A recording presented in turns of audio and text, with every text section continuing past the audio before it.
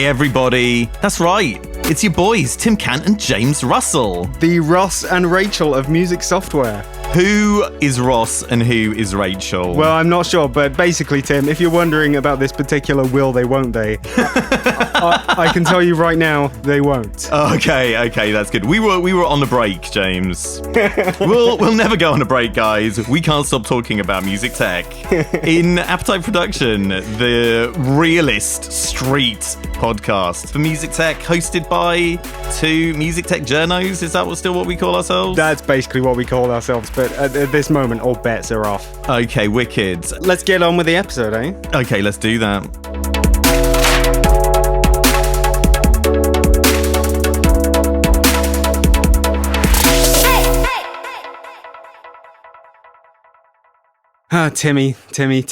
Tim. Oh, yes.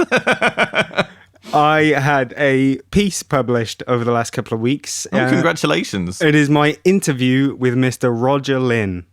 Yes, that came up somewhere and I clicked on it. Oh yeah, I saw people complaining the headline was clickbaity. I didn't think the headline was clickbaity. I thought it was great, mate. It was literally a quote of what he said in the interview. Yeah, mate, people are idiots, all right? Don't even worry about it. I've got your back, bro. Okay, so if aliens invaded Earth and someone wrote the headline "Aliens Invade Earth," would people say that was clickbaity? Now that is clickbait, mate. Do you know what I'm saying? It's just like give me the real story. Do you know what I mean? Well, the real story is the headline is music tech legend Roger Lynn. I rarely listen to anything with drum machines in it. Mm-hmm. He's more of a breakbeat guy, you know what I'm saying? It's literally a quote from the interview because he's more into jazz and shit like that. Anyway, the point being, not that. The point being, oh my God, Tim, this interview, I really fucked up hard. Oh, now I'm going to enjoy hearing about this. Please tell me. Oh, so, I often interview people and I'm quite professional, diligent and paranoid. Well, I'll take your word for it. Which are the three qualities you need to be a good interviewer of people. Sure you do. And you need to be able to form an English sentence, which we can sometimes manage. On occasion. So I recorded my input and my output of my computer in order to have a Skype conversation with Roger Lynn. And also, as always, I got my phone out and set the voice recorder on that as a backup. Because I'm a very professional, diligent man. That's sick, mate. Belt and braces. I love it. And, the interview started and it became quite clear quite soon on that Roger Lynn's sound wasn't very loud. I hate that, man. Because he was using the old Apple Bluetooth AirPods or whatever. Oh, right. And so that's fine. I okay, I'll put my headphones in. I can hear you properly. You can hear me properly. Everyone's going to be happy, right? Yep. Do that. I test just to make sure we're still recording properly. Stop the recording, checked it, started it again. Sure. Something went wrong, Tim. What went wrong? By the end of this, 45-minute interview, it turned out that I hadn't been recording. 45 minutes! I hadn't been recording him. I just got me through the computer's microphone. Oh, God. And because I was wearing headphones, the only thing I had to go off was a very, very, very quiet Roger Lynn spilling out from my headphones. Oh my God. Going into the laptop's built-in microphone. This is the most music tech story I've ever heard, by the way. Anyway, so, bad call, right? Yeah, real bad call. Nightmare. Career finisher. However, I'm a tenacious motherfucker. Oh my God. And professional. And organized. And paranoid. So what I did was I went straight for Isotope RX. Do you know what? I was going to say, this sounds like a job for RX, baby. It was. In fact, okay, so what did I do exactly? Tell me, mate. In an event that will mark a red letter day in music technology history, I was the first person in the universe ever to use upward compression. So I put the whole thing through upward compression, which, as you know, Tim, instead of making the loud parts quieter, it makes the quiet parts louder. Completely different. And limiting. Okay. I got FabFilter Pro MB on there to do some kind of basically band limiting. Oh my God. And I exported that. So I was the same volume. Roger Lynn was boosted. Okay. Stuck that through RX with some radical ass voice denoising. Okay. And because of the upward compression, my voice in the mic didn't like completely obliterate things when I started talking. Okay. And which meant that I could set the denoise threshold pretty high Okay. instead of low to get rid of the ambience. Mm-hmm. And then I set it back into Studio One, played it through an EQ to emphasize 500 hertz and 3.5K. Of course. The sweet spots. I listened using, it turned out the best way to hear it was to use, ironically, some Apple earbuds. Oh my God, reverse engineering, mate. Yeah, exactly. So the things that caused the problem are the best things to listen to. I had to bypass the EQ every so often. Sometimes it was better with, sometimes it was better without. Also, you know how I diligently set my phone on the desk next to everything? Yeah, sure. My phone also got a very faint signal of the headphones spill. So I managed to sort of line up the phone recording next to it, and I was like A-Bing. Oh my God. Or I was actually A-B-Cing between the original recording, the processed recording, and the phone recording also processed, and switching the EQs on and off to get it. And in what was basically one of the worst nights of my life, I pieced everything back together. And obviously you also need to do it as quickly as possible while you still remember. Oh. Like you still have a chance of remembering certain phrases he used to jog your memory. Oh God, while this sounds you're awful. Audio clues. Anyway, I can confirm that he definitely said that quote in the headline. So what you're telling me is you made up everything that he said in this interview, basically. So when Roger Lynn talks about actually being a Yeti, what did he actually mean? Anyway, I did piece it back together and it was all great, and I was really, really happy that I'd salvaged it. It would have been quicker to redo the interview, but it wouldn't have had the same magic as had I been tearing my hair out at 5 a.m. Trying to put the finishing touches on the transcription. Yeah, mate. I feel your pain on that one, mate. And in fact, in this last few months, I've had my only 2 interviews that I've had to redo because of some kind of recording error that was kind of like ostensibly my fault or whatever. It's a fucking nightmare, isn't it, mate? I think it's really awful. What I've learned is if I need to suddenly put headphones on, not only should I test very thoroughly that they're being recorded, because the new way that the new Macs work, if you suddenly put headphones in, you can still select to use the built-in speakers. Okay. Like your output isn't automatically coming through the headphones in a lot of DAWs. You have to select specifically put this through the headphones. You have to change the driver. Yeah. Yeah, of course. But you never used to. It was Really? No. You just put. If you suddenly put headphones in, the sound will go through the headphones. It's... Oh. Back on the old MacBook Pro, it was. Really? I have not experienced that. That's how I always had it. Oh, It was interesting. remarkable when it happened, but that's one of the other causes, other than my massive stupidity, of course, of the problems.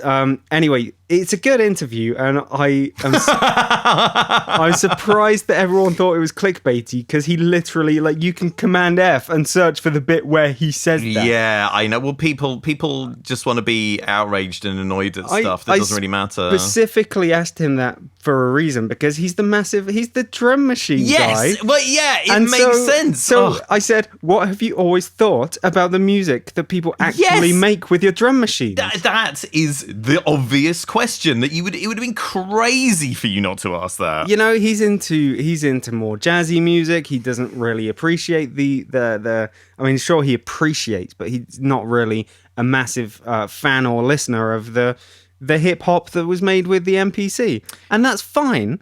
But I wanted to know. Sure. It's like imagine that you had a child or whatever, and your kid was always like, "Look, Daddy, look, I drew this picture. Oh, I wrote this novel, blah blah blah." You're just like, "Whatever, kid. I'm over it." Do you know what I mean? It's just like blah blah blah. I don't think that's a good analogy. Okay. Anyway, it was a decent interview, and he's a really nice fellow. And he had some good things to say about product design, which people also didn't really like. What really? Explain that. Well, he's saying that like people don't always know what they want. Usually, people are idiots, mate. I think we've already covered that. Well, can you give me some more specifics? Yes, I can give you a quote. Give me a quote. Quote the man himself. The man himself, me, says, well, what was it about your design philosophy that led to so many successful product designs? And he said, I hear what the customers say, but often what they say is not what they really want. It's like women, mate. I'm going to stop that chain of thought right there. Okay, you are correct. Yes. Please don't write. I know you're not going to, but please don't write in about that. He says, I tried to make a product or instrument that if someone uses it, they say, I wouldn't have asked for this, but this is exactly what I need. Mm-hmm. And that's fair. It's just like women, mate. And that's fair. And he's got the reputation and record in designing great products to back that up. Yeah, sure. Yeah, I mean, man. there are a lot of classics. Did you ask him specifically about Juicy Fruit by Mutumbe? No, I didn't. Well, maybe next time, mate. That's what you really wanted me to ask him because about. that is for me, that's the seminal Lynn track. Do you know what I'm saying? That's fair enough. I mean, there have been a lot, and oh god, yeah. I wouldn't want to take your Juicy Fruit away from you, but please don't. I think it's too obscure for him to know it. It's not obscure. It was a massive hit, and it's been sampled by like Notorious B.I.G. and loads of stuff or whatever. I'm sure it has. Just because you're the whitest man on the planet, James, and you don't know about good music. I think Roger Lynn's slightly whiter than I am. Fine. Okay, yeah. So what sort of stuff does he actually like? He likes jazz and was he more specific on that? Rock and roll. Rock and roll. Things with virtuosity in it, which I guess ties into his creation, the Linstrument, which is one of the expressive MIDI control surfaces to try and get people to actually, perform and play and boring, bend pitch and things like that to add some nuance into electronic performance. That is just showing off. Anyway, that happened recently. Just needed to out myself as having done a terrible recording and then salvaged it. Well, I feel like I am the Catholic priest in this situation. And, God forgives you, James, but you've got to do some Hail Marys. How about that?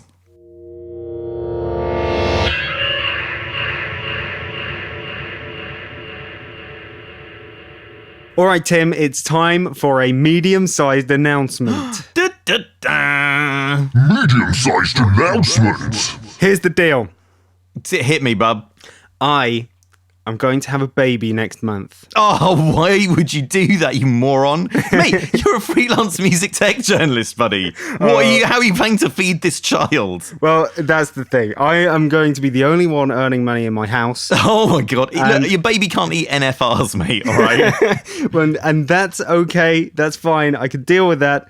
But if things get tough, what do you think the first thing I will drop will be in my life? Will it be A, the paid work? The paid work making music technology videos? Will it be B, paid work writing plugin reviews and things? Mm-hmm, maybe. Will it be C, my big stash of crack? Oh, you don't want to sell your crack, mate. Or would it be D, this podcast that I prepare, record, and edit for free? Yeah, you do all the work as well. So it's like, you've got the baby, you've got your real baby. Which got my is the crack podcast. habit. You got your crab habit. You've got your clam habit, which you need to keep going. So basically, everybody, if this podcast isn't making at least a little bit of money, 10 grand a month, that's the minimum. It's going to be the first thing that's going to start getting dropped by me.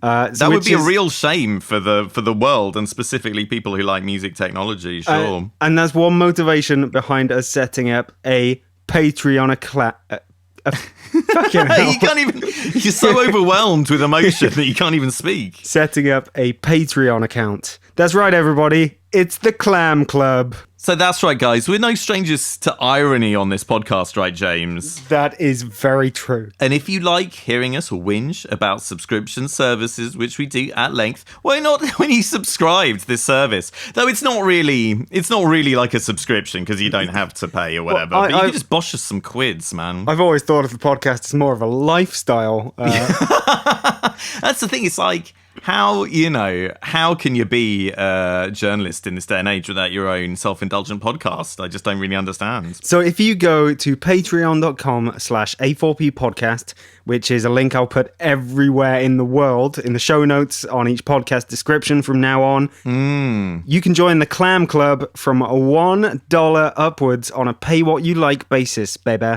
What do you get, James? Well, if you are a member of the Clam Club, it's been hard to think what we're actually going to we give. don't really have anything to offer to people. Well, we do. I mean, first of all, usually, here's how this podcast works, everybody. We record the episodes usually on a Thursday. And that gives Clam Day. It gives me 3 days to sort of get it ready and published out for Sunday. So often the episode is actually edited by Thursday night. Maybe by Friday, maybe by Saturday, often by Thursday or Friday. So we're going to give out to Patreon subscribers private links to the new episodes as soon as they're up. Pain in the ass for you, mate, but I don't have to do anything about that. Sounds fine. You know those bonus and extra episodes that float every so often into the podcast Yeah, feed? they float on the surface. Yeah. Won't go down no matter how hard you flush. They're going to be Patreon exclusive. Tim and I will offer you feedback on your tracks. Yeah, they're brilliant, guys. Just give us the money. We were thinking that if you'd like to submit one of your tracks to be used as outro music for the podcast, not every time, but at specific times, we can do that as well. Yeah, that's nice. That's a nice bonus. Basically, we will come to you first for any crazy shit that we're doing. What kind of crazy shit? You know us, and you know we're going to do some really weird stuff in the future. Yeah, I mean, guys, dignity, not really a problem for your clan buddies. We will do anything you want. Just tell us. Yeah, dignity doesn't have priority for us. We'll do whatever you want us to do. If you want your name read out, we'll do it. if you want your name screamed in pleasure, we'll do it. Yeah, if you've got a political manifesto, you know, extreme left or right wing, we'll do that. Yeah, we can voice over your manifesto. You know, slash fiction of your favourite TV series or whatever, we'll improvise it live on air. We just want to hear how much you give a shit. What if people don't care, James? What's going to happen then? Okay, well, I imagine if the response is, shall we say, lukewarm on the old clam front, if things have to, we'll probably do fewer episodes. No. But I don't know. It's going to be an as and when. I'm going to see what my life is like. Well, it's really hard to tell how much impact this little beggar's going to have on your life. Yeah. I mean, quite a big impact, I would imagine. We will probably start making the episodes a bit shorter and recording a bit more so that there are more bonus episodes that come out just for Patreon people. Yeah, nice. The old bait and switch. I love it. However, if we get plenty of people helping us, the plan for the future is basically to probably get someone to help out with editing the podcast, because that is a large chunk of it. We would like to make a new website, to have a website we can actually be a little bit proud of. That's not going to cost that much money or anything. It's just going to be... Mate, no one uses websites anymore, granddads. We want to do, naturally, better shows with more cool stuff in them. And if you give us your clams, they will act as a validation that what we're doing is good. Yeah. And that we're not just sort of coming to Tim's house every few days and recording a dual monologue of desperation. Yeah, no, well, I think that, you know, there's validity in making a product that you kind of believe in or whatever, but God, it would be nice if other people liked it as well. Oh yeah, I mean, I believe in it, but does anyone else? No, well, yeah, let's find out. Well, they do so far, Tim, because before even recording this episode, we did put an announcement out on the Facebook, and we got a couple of friends of the show already. Literally a couple, right? Yeah, literally a couple. But special thanks to Alex Cummings Hey, Alex! And 3ML, who's I can't say who he really is because that's private information. He is a man of mystery. Yeah, you don't want to breach the data laws just as we got started. But mate. I can tell you his email address. Which Yeah, is... read out. If you become a Patreon subscriber, we'll read out your email address on the show. Anyway, from the bottoms of our hearts, thank you to you two. And anyone who's listening, come on now. Patreon.com/A4P podcast. We'll wait for you to do it. Yeah. But thanks in advance because you're definitely going to do it. Oh, and also, James, could I interject here? If that's right. Always. I want to send a big thank you, a heartfelt thank you to everyone who's been rating our show on the Apple Podcast app. Because we've got quite a high rating on there. On the old iTunes. On the old iTunes, yeah. Well, it's specifically the podcast app, but yeah. So yeah, thanks, guys. Thanks for taking the time. I mean, everyone's very busy these days, so it's, pretty cool of you. So thank you, everybody, for your 5-star reviews, and to the patrons. Oh, God, we love you. Yeah, we really love you. We'll do anything for you. Please don't leave us.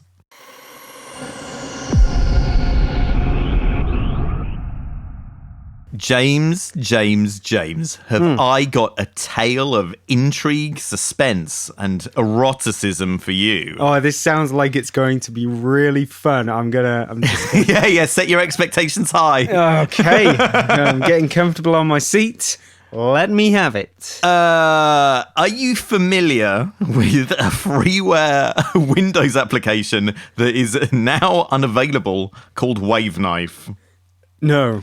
Do you remember? You don't remember, you're too young. Do you remember the thing called sample CDs? No. Well, James, let me take you back to a golden age called the 90s. If you wanted to buy soundware back in the day, there was no internet. The only way you could really were these like the days where you could get WAP on your phone? This was before those days, mate. This was before anyone had a mobile. Okay, interesting. We're talking landline era. Like the black and white TV era.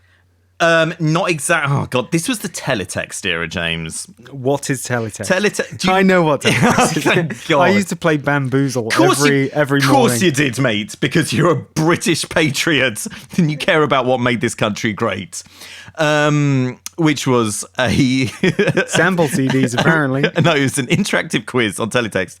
Who was the host of Bamboozle? Oh, some pixel guy. Was he called like Bamboozle or something? Possibly. It was Channel 4, wasn't it? Q Whiz. Yeah. Anyway, we're getting off the topic. We digress. Sample CDs. If you wanted to get a large amount of digital information to people, you put it on a CD. So if you wanted to get soundware back in the day, samples, noises, drum sounds, example, you had to buy a CD and it cost 60 quid and have a load of drums and other stuff on there, which was most of the time sampled off other people's records. It was all a real grey area, by which I mean it was all totally illegal.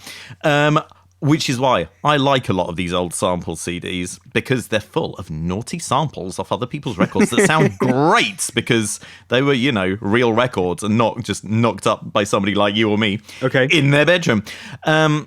So each track would have a bunch of different sounds on it. Now, back in the day, you'd have to individually record these into your hardware sampler really long. Nowadays, you can just drag the audio files off the sample CD or whatever, if you've got an optical drive, onto your computer. Which nobody does. Well, I've got a USB one now, mate, so that's what I'm using.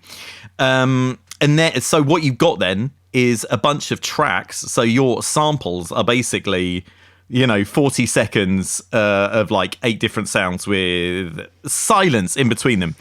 Is this story exciting you already, James? Because I am ready to explode. Fuck yeah, I am building up inside. I'm in the vinegar strings. Oh, Jesus. Hearing about samples. Okay, please stop talking. So I've got ripped sample CDs. Back in the day, I'd have used Wavenaife on Windows, which is a dedicated program which detected where the sound was, where the silence was, and stripped these tracks into individual samples so you could load them into your DAW more easily.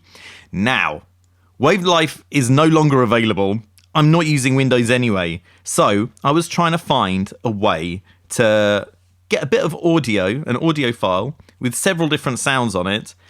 You'd think there'd be a way to automatically strip that using a bit of professional software, like, for example... Ableton Live. Well, no, Adobe Audition or Ah. something, something that was designed for batch processing. You'd think that would be easy, wouldn't you, James? Yeah, something that was designed for batch processing sounds fair to me. Yeah, well, you can't do what this frickin' freeware utility on Windows did in Audition, which is part of a bundle that I pay real clams for every month. I'll tell you what you can do. On Studio One, I've just done it to a massive audio file while you were talking. Can you batch process that, though? You can take it onto one channel and put an effect on the channel. No. I want to click a button and have it do an entire folder and have it done in seconds. That's what I'm about. There is...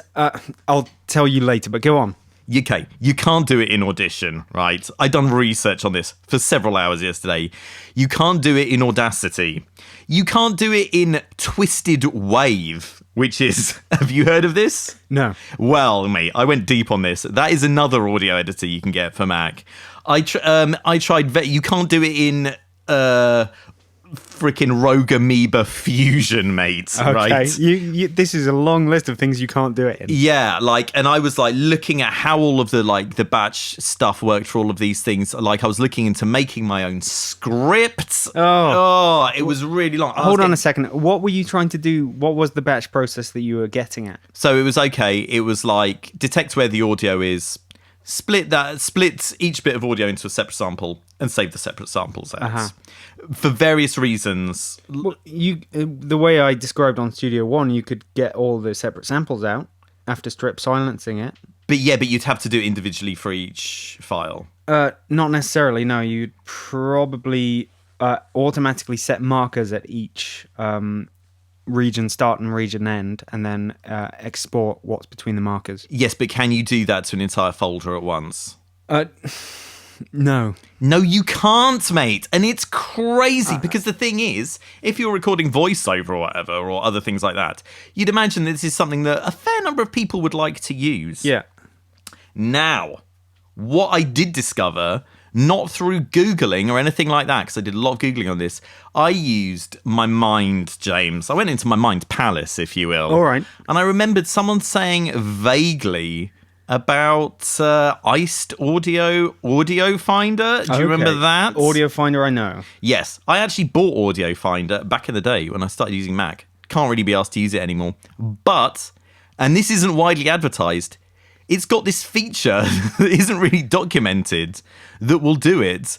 That's called sample high. Actually, do you know what? I'm gonna load it up now and tell you what it's called, because for the one person listening who wants to do this for whatever reason, it's kind of helpful. Bear with me.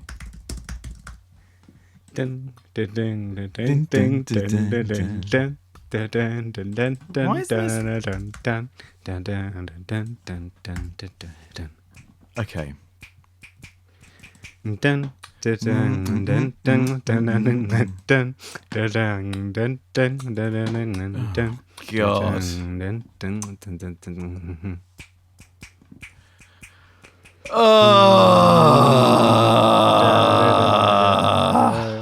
God, this is why we need editing.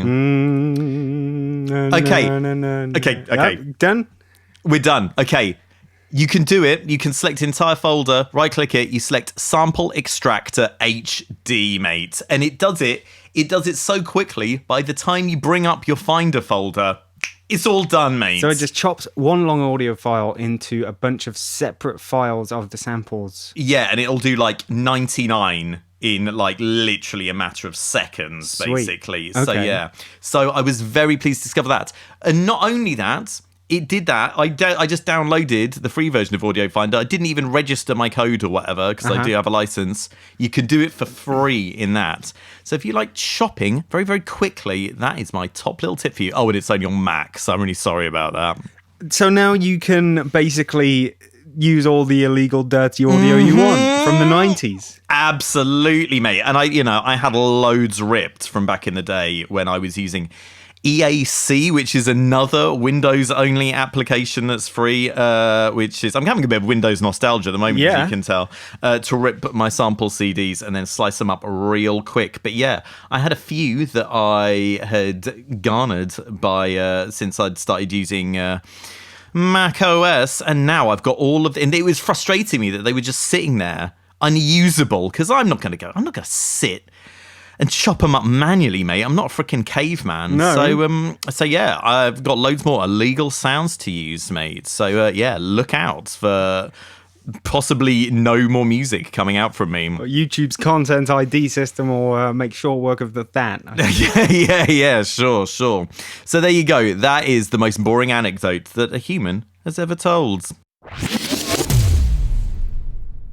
I had a similar conversation. What? Recently. See, here's the thing, Tim. I've just moved into a new office. Okay. That's right. It's my third office in a year. Oh, you've got office commitment phobia, clearly. Yeah. And it's good office. I've got a private little office space, which is great. A bit of sound leakage from either side, so I might have to sort that out with a bit of paneling or something. Paneling? Really? You know how I love paneling.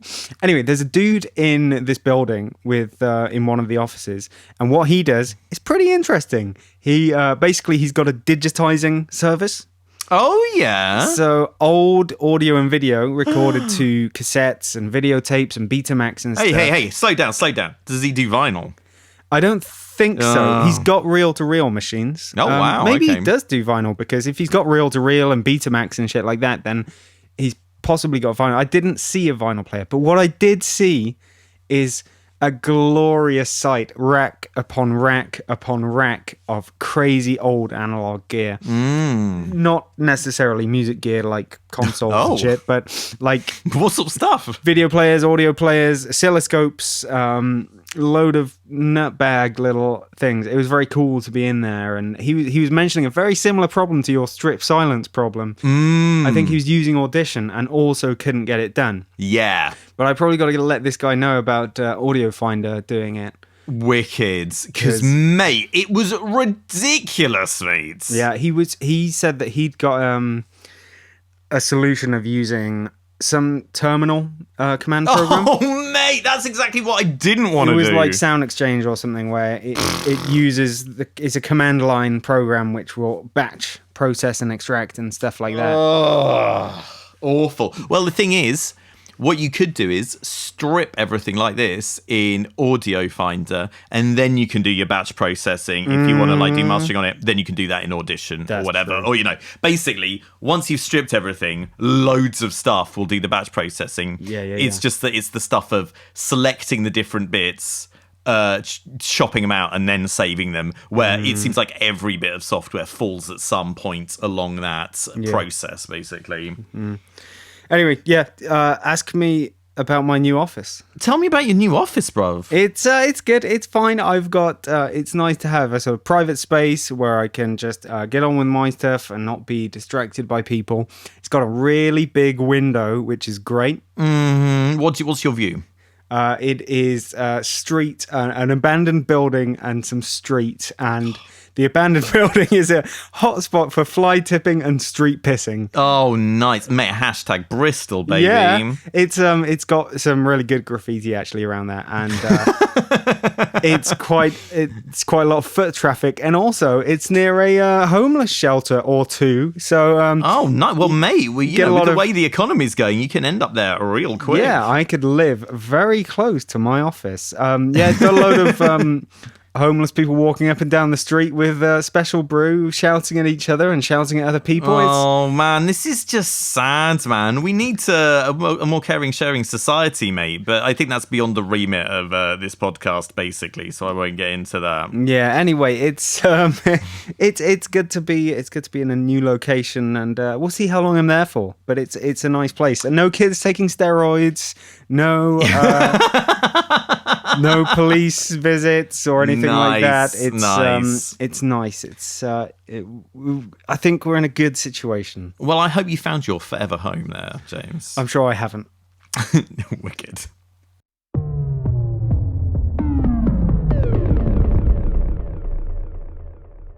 FL Studio.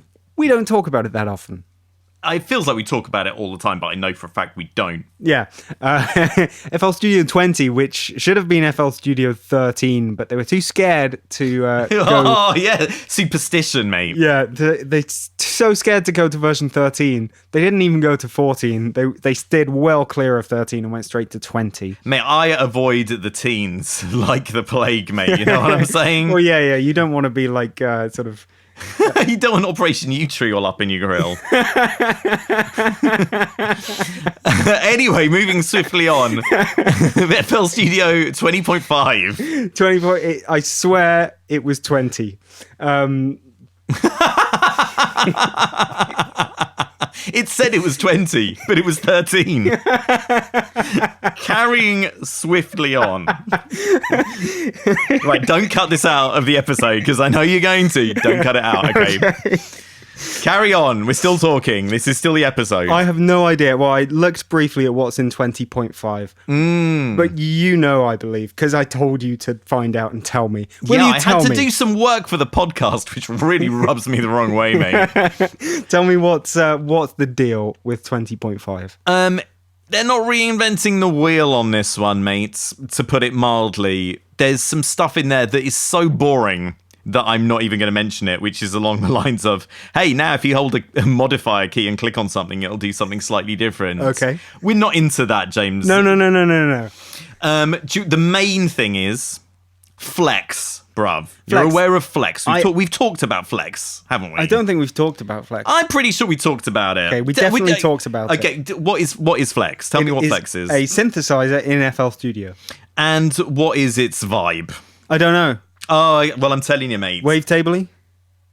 Well, it seems to use sampled data because it comes with piano and string patches as well as your filthy dubstep wobs. Does it chop up a bunch of samples out of a really long audio file? No, but I believe Edison does. Ah. But I don't know about. I don't think you can really do the batch processing on that. Also, here's a boring thing I wasn't going to mention. They've added denoising to the Mac version of Edison. That's right, guys. They've changed the way we think about music production.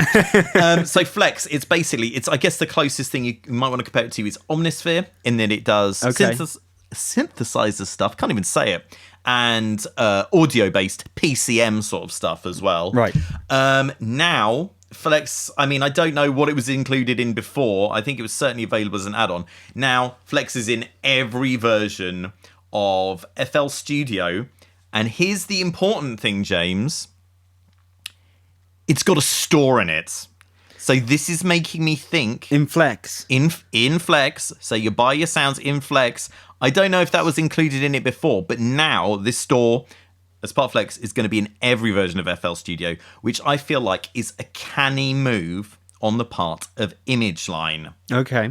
Now, James, what pitfall can you see with somebody spending all of their money in Flex, which is this, baked into FL Studio thing now? Okay, well, you would have to use FL Studio and Flex for the rest of your entire life.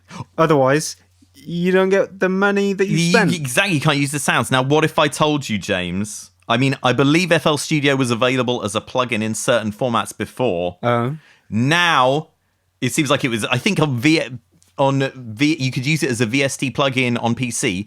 Now you can use it as a VST and AU on Mac. Ooh. So you can use FL Studio as a plugin in basically anything, apart from probably Pro Tools or whatever. And there's ways around that, I would imagine. They are liberalizing. So now I think ImageLine are making this very canny move, I feel, where you can, if you're a bit of an FL Studio fan, but you feel like you want to upgrade to a different door, or sideways grade, I guess. I mean, all doors are equal in the eyes of our Lord. You can use FL Studio as part of your production process, basically whatever you're doing, and it's got a store in it. So, hold on. FL Studio can operate as a plugin. As a plugin. It's a bit like Rewire, but it's a plugin. It's like Rewire without Rewire. And to be honest, mate, I always found Rewire to be a bit of a pain in the arse. Yeah, it's a fucking faff. Yeah, man. I used it a few times, but I never in a project I finished. Okay. You know what I'm saying? Interesting. So I thought you were saying that Flex has a store in it. So, okay. You've got your DAW. You've got FL Studio. as a plugin in your DAW, Uh-huh. and then you're running Flex in FL Studio in your DAW. And then you're running a shop inside Flex, inside Exact- FL Studio, inside your DAW. Mate, I took the red pill the other day, Uh-huh. and now I can see the Matrix, basically. Okay. So this is So- the future that we're heading towards. Wait a second. When you buy something in that store, are you then running like a separate package inside Flex, inside FL Studio? No, inside your DAW? no. It's just, it's just Flex. And, you have these. So Flex comes with a bunch of dubstep wobs, some piano and some strings and a few other bits and bobs. Mm-hmm. And you can, buy extra packs for it now, basically. I'm sort of interested in using FL Studio as a plugin, but a DAW as a plugin seems a bit overkill, does it not? I don't know. Like, the thing is, if you are like, people freaking love FL Studio. Personally, I never really got the hang of it. I was always, I was always heavily invested in other DAWs anyway, so I guess it wasn't really for me. And it seems like a lot of people start in FL Studio and then they want to end up using another DAW for whatever reason. Sure. But now they don't have to say goodbye to it, which I feel like is a really canny move on the part of ImageLine. See, what I've always wanted and what I can very easily see would not make any business sense is Ableton Live Session View as a plugin. So it's basically Oh, God. loads up as a virtual instrument in a different DAW, and you can use it to launch clips and stuff. That sounds horrible, mate. I don't even want to think about it. But yes. Then again, you wouldn't be able to just Command Tab back to Ableton Live. You had to go back to the DAW and open the plugin. I'm a dual monitor user. Sorry. So when when I open another program, whatever plugins are open all disappear. If anyone's got a solution to that, by the way, please tell me. So if I'm like opening Chrome on my other monitor and I want Ableton and a plugin to display on the other monitor, Ableton will remain. But when I open Chrome on my other monitor, the plugin will disappear. Anyway, it's... I think it's a bit overkill, but yeah, I can see it helping.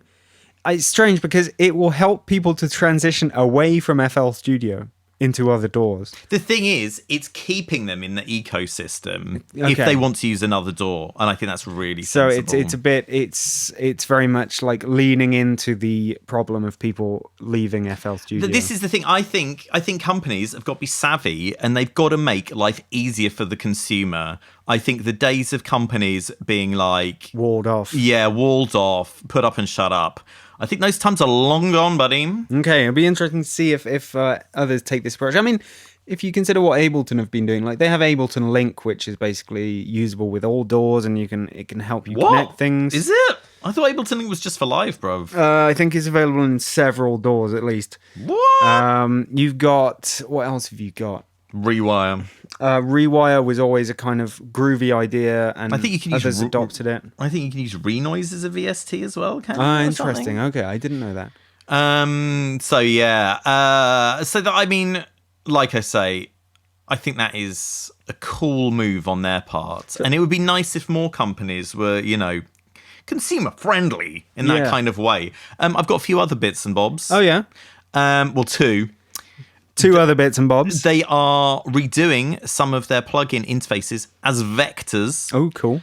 Which is good because a lot of people now, with all these crazy 4K, 5K displays, people are complaining that the plugins are small and look bad. But if everything's vectors, you can have them as big as you like and they'll look great. I think that is, future-proofing the product, which is good.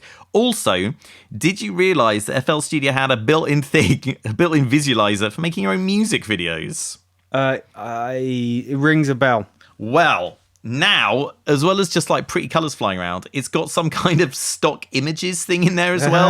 And in the demo video, they bring up a load of cat pictures. So if you want to make a music video, you don't even want to open another bit of software.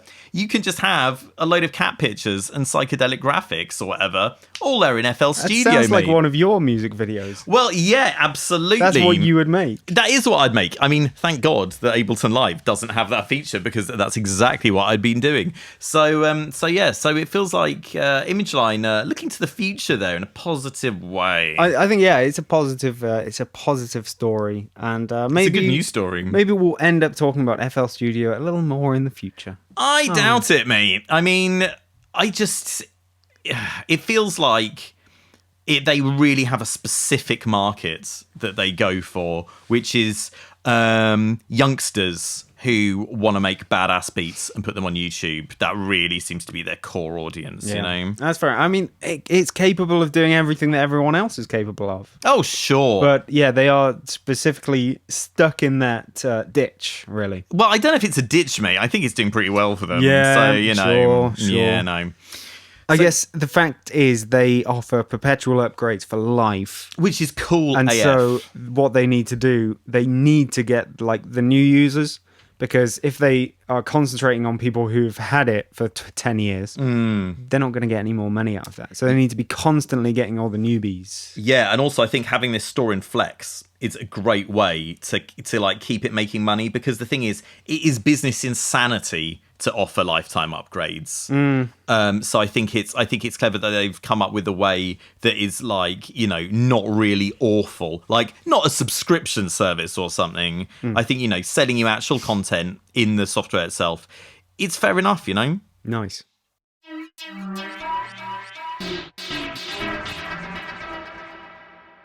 Tim, it's been a while, but I've decided we've got to make an effort to bring back Random Contact Instrument Corner. Okay. You know, contact developers are great. They put a lot of effort into the stuff they do, and we got to pay some respect. They're the unsung heroes, basically. Exactly. So, Tim, I'm going to get very near to you. Oh God, really? I'm going to be in your ear. Oh God, really? I'm right next to you, Tim. Oh God, okay. I'm here, Oh no, please go away. but I don't want to, Tim. Oh no, oh God. This is very close piano. And this is not just very close piano. This is very close piano version 2. Would you say it's closer than close? I'd say it's... Closer, yeah. Sorry. What's closer than close? Rosie Gaines. Was that Rosie Gaines? This is Inouï samples, or is it Ennui? Ennui. Ennui Wicked. samples. Samples that make you just wonder what the point of life is. Wicked. Very close piano 2. Oh my God, why is the video flashing at me like It that? says, since the beginning, Very Close Piano offers you 3 independent microphone positions, including 2 exclusive. Why is it bendy? It's Very Close Piano. That doesn't make it bendy. So this is piano with reverse mode. Oh. It's been recorded, dare I say it, very close. Yeah. You get all the hammer noises, you do get room sounds, but yeah, you get a lot of sort of close-up, intimate piano recordings. Okay. And a lot of crazy controller over what you can do, as you can hear. Yeah, it sounds cray.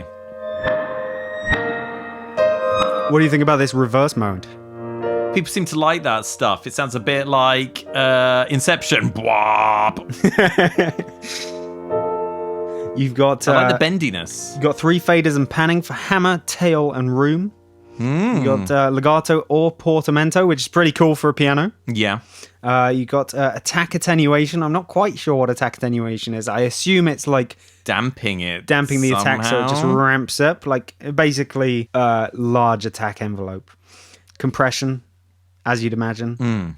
And it's really nice. Ennui samples, very close piano. Okay, nice.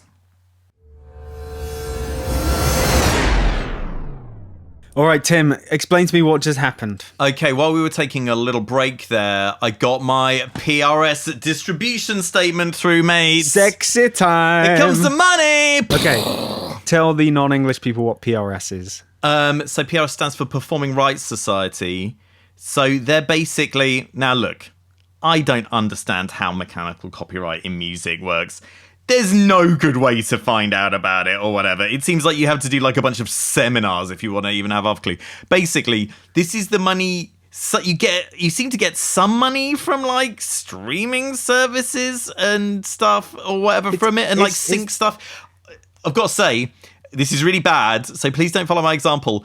I haven't registered any of my music with PRS because it's like no one's buying it or listening to it. But you're getting a statement. But I get a statement for like the one tune or whatever that a record label I think registered in my name, and I did like 4 bits of library music like 5 years ago or something. Okay. So my PRS numbers are never big.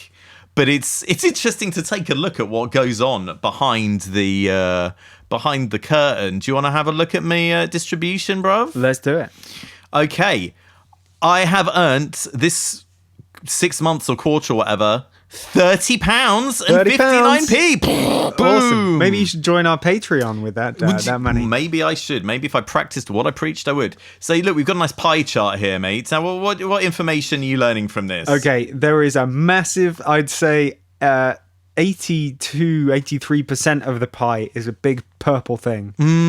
What does that say? 87%? It's 87.89. So Okay. the vast majority Is from what? overseas, whatever that means. Okay. So I think that's like sync stuff or whatever happening abroad.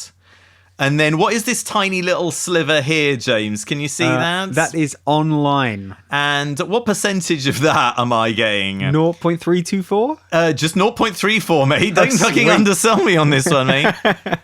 And then what's this other slightly less tiny but still minuscule Well, one? coming in at 1.27%, it's radio. That's 1.22. You need to get your eyes tested. Did you see I've got new glasses, by the way? Why would I see that? I don't know. And then they've got different frames. And then finally, bring it in, television, 10.55%. Who's put you on television? Well, this overseas stuff will be TV. So this will be the library music that I made. Okay, so some of that library music has been picked up by a production company and put on TV. So the thing is, with library music, it's a numbers game. Now, I've only had time in my life to make 4 bits of it. So that was like a few days or whatever. But none of it is massively lucrative. But I can imagine if you had some financial security and you had time to spend a bit more time making library music and did it regularly, I'd imagine it could kind of add up, you know?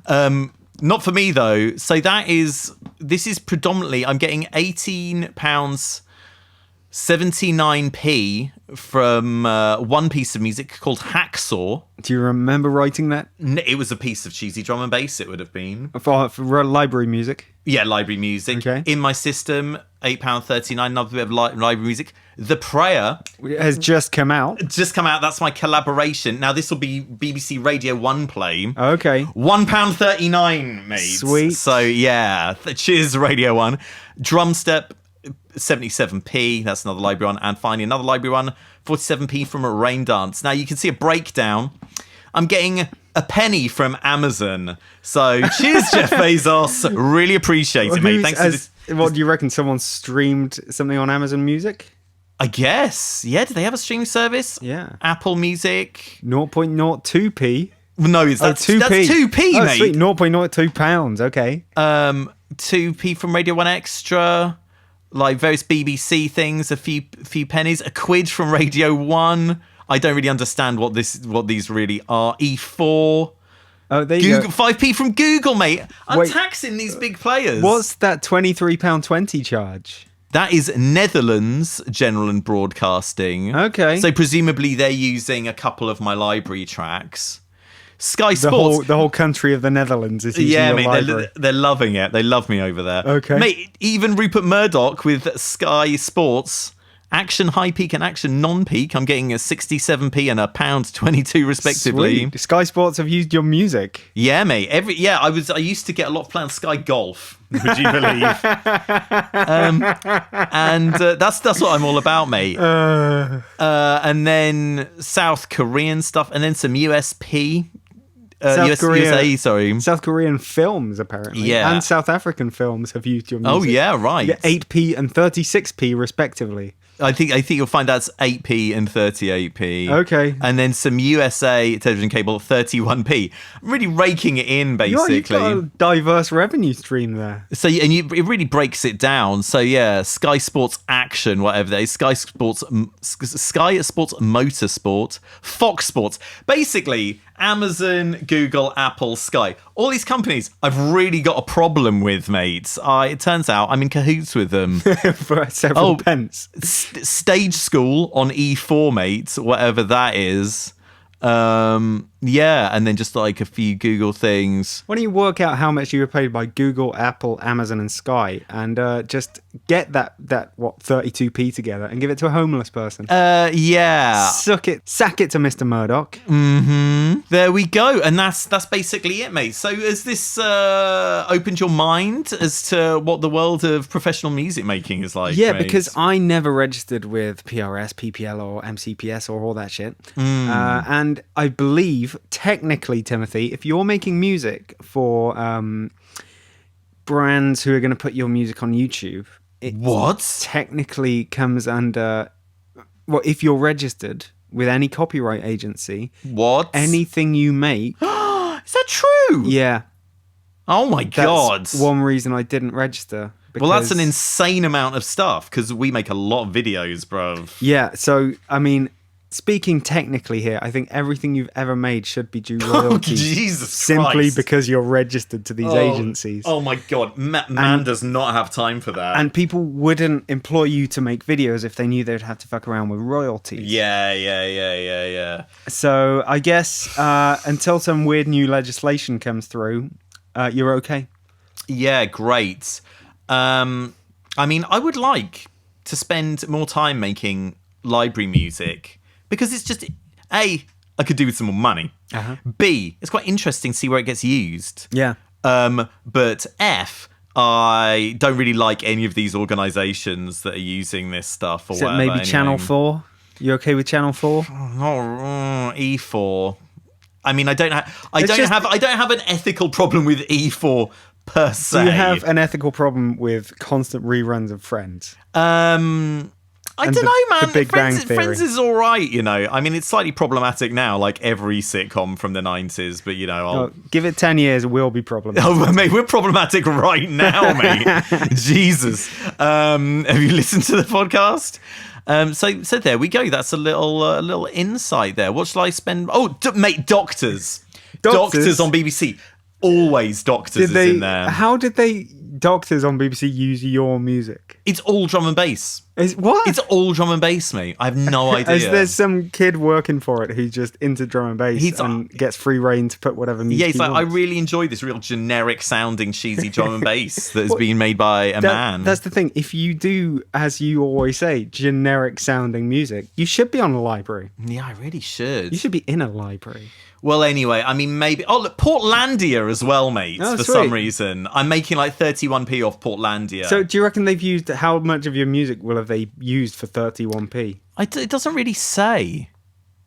Yeah, doesn't say. Oh, wait, actually, it breaks it down into the tunes. So it's this Hacksaw piece that has been used on Portlandia, Fox Sports and everything.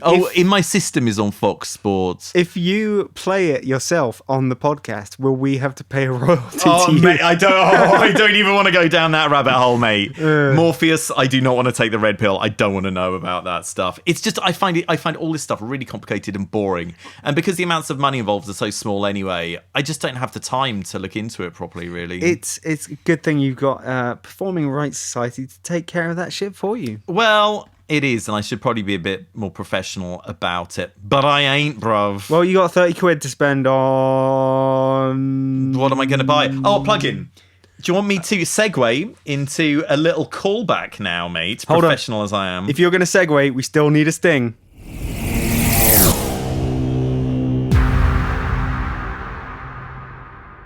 Go on. Okay, that was a great sting, James. I'm going to segue now. Do you remember last week we talked about that Waves bass plugin? Yes, bass fingers. Mate, I fucking fell into their trap of a discount, then a discount code on top of it. Flippin' bought it, mate. Okay. And then after I bought it, I realised I must have an absolute shit ton of bass romplers in my contact library anyway, just not installed. Okay. But anyway, I bought it, and it's pretty good.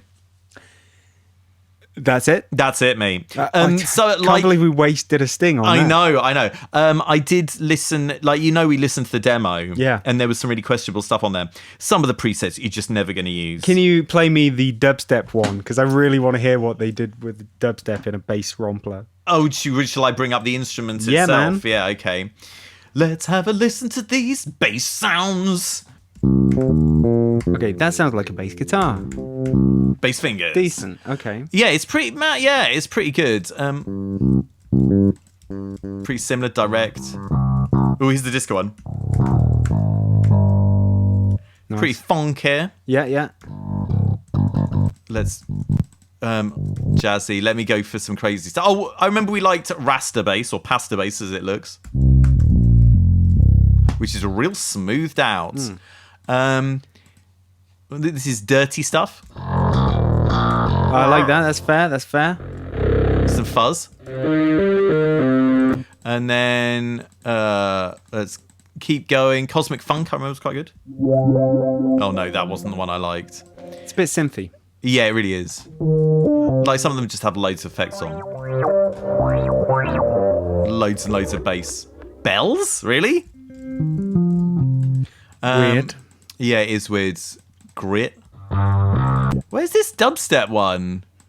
You can't even. I don't think you can even bring up a big list of. Oh, can't you? No, it's really annoying. Well, Waves are relatively new to the whole plugin. Yeah. They haven't been doing it for decades. So you can forgive them. Mate, I can't find the dubstep one. Don't worry about it. You don't want to use it anyway. Anyway, I think that's made this thing worth it. Definitely, mate. Definitely. We're providing real value there, I feel. Nice to know that you bought it on impulse. I did. Well, the thing is, the reason I did it was I had a tune I was working on, and I was like, I'd really like to get some electric bass in here. I think that would be good. Ended up bidding the part, ended up going for a Serum 808 noise that I made myself. Well, next time you want to impulse buy a plugin, why not just give us money on Patreon? Yeah. Give us 30 quid a month. Join guys. the Clam Club and you get exclusive early access to episodes and bonus episodes just for you. Like 30 quid a month, that's not even a cup of really fancy coffee every day of your life. You know that bulletproof coffee that they sell or whatever, which is like 500. Gross. You know, why don't you give us $500? Yeah, just give us loads of money, guys. Come on.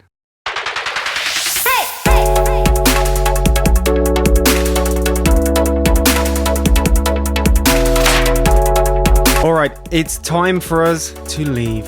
Oh, sad. Boo-hoo. I know, but don't stop crying just yet. Because there's still time for us to remind you to get on patreon.com/A4P podcast. In fact, I didn't realize this when we were doing the original announcement, but there is a thing of bonus content which I have ready to put up there. So by the time Did you're you not hearing, realise that? No, I'm an idiot. This is how bad I'm going to be at this. By the time you hear this, there will be something extra on the Patreon for you to check out for your ears only. Wow, that's a really exclusive club. Can listen to that. I know. Get on board with our Clam Club and we won't stop talking about it. Okay, nice. Well, thanks for putting up with our shilling and our begging and our Smell. And I beg your pardon. What? And are finding ourselves much funnier than we actually are. So you've been very generous, listeners. Thank you. We will speak to you again in about 2 weeks' time. Yeah, make sure you like and subscribe. Yeah, like, share, and subscribe, guys. Peace. Bye. Hit that bell button.